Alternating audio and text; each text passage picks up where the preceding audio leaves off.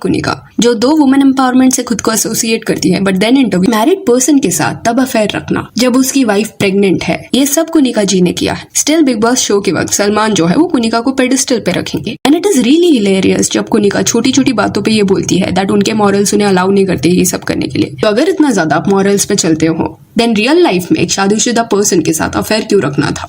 कुनिका जब legal as की हो गई तब उसने डिसाइड किया कि उस पर्सन से वो शादी करेगी। तो क्योंकि वो 1964 बॉर्न है तो इसका मतलब ये है कि 1982 में ये पहली शादी हुई होगी। वो जब 18 की थी तब उनके फर्स्ट हस्बैंड अपने 30s में थे। ये शादी होने के बाद उनको एक बच्चा हुआ, बट हस्बैंड के साथ उनके इश्यूज होने लगे जिसके बाद ये शादी एंड हो गया। फिर लेट 1980s के दौर में जब वो फिल्मों में काम करी थी तब शी मेट सुनील सिकंद जो फेमस एक्टर प्राण जी के बेटे हैं। इस रिश्ते में भी एक बड़ा एज डिफरेंस था एंड ये जो रिश्ता है वो कई साल तक चला। ये लोग साथ में भी रहते थे, बट ये रिलेशनशिप में भी कई सारे इश्यूज थे। कुनिका कौन सी फिल्म साइन करी है, उसमें कैसे सीन्स होंगे, कौन से आउटफिट्स पहनेगी, ये सबसे सुनील बहुत ज्यादा बॉदर होता है, ऐसा कुनिका का कहना था। इन अ वे वो जेलस टाइप का पर्सन था, जिसके बाद इवेंचुअली ये रिश्ता भी एंड हो गया। फिर 1990s का दौर आया जहाँ पे कुनिका एंड कुमार सानू का अफेयर शुरू हुआ। उस दौर में कुमार सानू की ऑलरेडी शादी हो गई थी। 1986 में रीटा करके एक पर्सन से उनकी शादी हुई थी एंड फिर अर्ली 1990s में वो कुनिका से मिले। इवेंचुअली कुछ वक्त बाद इन दोनों का रिलेशनशिप शुरू हुआ and it goes without saying कि यहाँ पे ज्यादा फॉल्ट कुमार सानू का था। शेमलेसली अपनी वाइफ पे चीट कर रहे थे। दूसरी तरफ कुनिका जो थी वो 2 सिंगल थी, बट जब इतना ज्यादा वो मॉरल्स की बात करती है तो तब उनके मॉरल्स कहाँ गए थे जब वो एक मैरिड पर्सन के साथ ये होप्स लेके रिलेशनशिप कंटिन्यू रख रही थी कि वो अपने वाइफ को छोड़ देंगे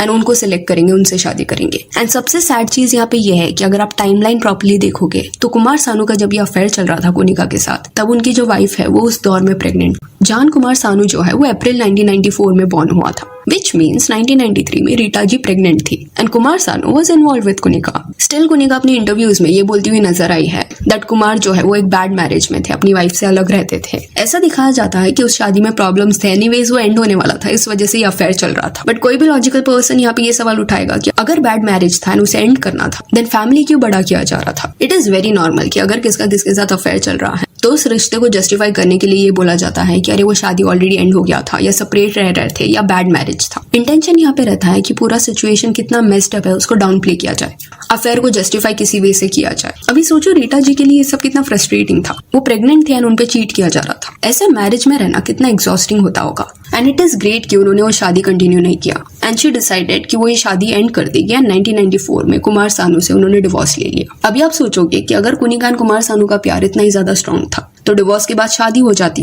बट शादी नहीं हुई।